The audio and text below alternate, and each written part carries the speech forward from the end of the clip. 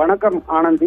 பொங்கல் பண்டிகை முன்னிட்டு தென் மாவட்டங்களுக்கு சென்ற மக்கள் ஒரே நேரத்தில் சென்னை நோக்கி படையெடுப்பதால் சிங்கப்பெருமாள் கோவில் அருகே திருச்சி சென்னை தேசிய நெடுஞ்சாலையில் கடும் போக்குவரத்து நெரிசல் ஏற்பட்டுள்ளது.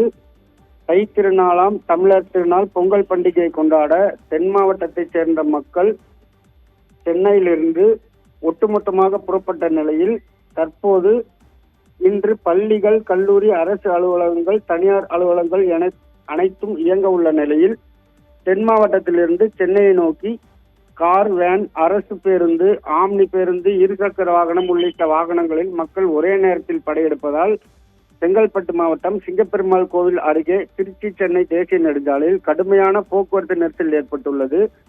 குறிப்பாக சிங்கப்பெருமாள் கோவில் முதல் மகேந்திரா சிட்டி வரை சுமார் 5 கிலோமீட்டர் தூரத்திற்கும் மேலாக வாகனங்கள் ஒன்றன் பின் ஒன்றாக அணிவகுத்து நிற்கின்றதை நம்மால் பார்க்க முடிகிறது. குறிப்பாக இந்த பகுதியில் ஆம்புலன்ஸ் கூட செல்ல முடியாத அளவிற்கு கடுமையான போக்குவரத்து நெரிசல் ஏற்பட்டுள்ளது. அதே போல செங்கல்பட்டு புறநகர் பகுதி, மாமண்டூர் பாலம் உள்ளிட்ட பல்வேறு பகுதிகளில் கடுமையான போக்குவரத்து நெரிசல் ஏற்பட்டுள்ளது.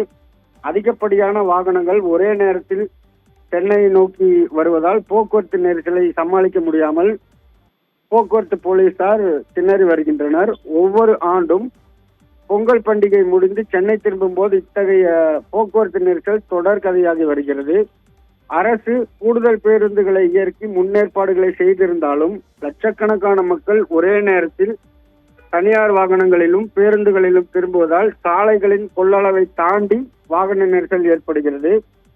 குறிப்பாக சிங்கப்பெருமாள் கோவில் போன்ற முக்கிய சந்திப்புகளில் நிலவும் இந்த நெரிசலை குறைக்க எதிர்காலங்களில் கூடுதல் மேம்பாலங்கள் அல்லது மாற்று சாலைகளை விரைந்து பயன்பாட்டிற்கு கொண்டு வருவது அவசியமான ஒன்றாகிறது. அதுவரை இது போன்ற பண்டிகை காலங்களில் பயணிகள் திட்டமிட்டு தங்கள் பயண நேரங்களை மாற்றி அமைக்க வேண்டும் எனவும் போக்குவரத்து விதிமுறைகளை